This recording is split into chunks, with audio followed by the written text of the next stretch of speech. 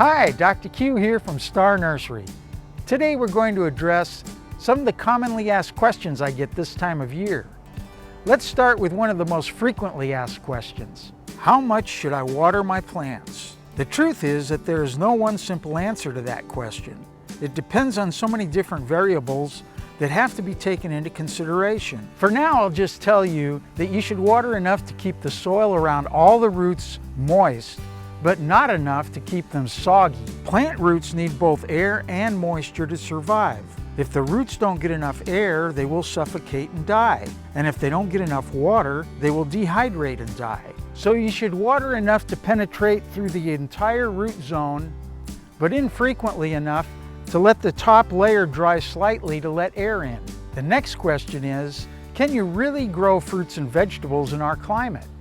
And the answer to this is definitely yes, you can. However, it is not as easy as just sticking the plants in the ground and expecting them to produce. You have to give them the right conditions in order to grow and produce properly.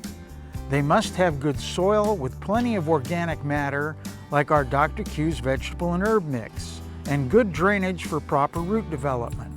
In most cases, fruits and vegetables grow better in raised beds with morning sun and afternoon shade, especially in our summer months. They also must have adequate moisture and fertilizer, like our Dr. Q's vegetable and tomato food, to keep them producing.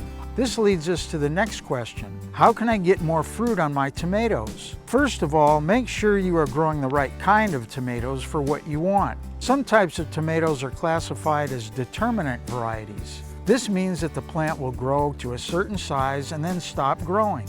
It will flower all at once and all its fruit will ripen about the same time. Now this is great if you are into canning or making sauces to freeze, because you'll have a large quantity of fruit available at the same time. However, you will not have an extended production season.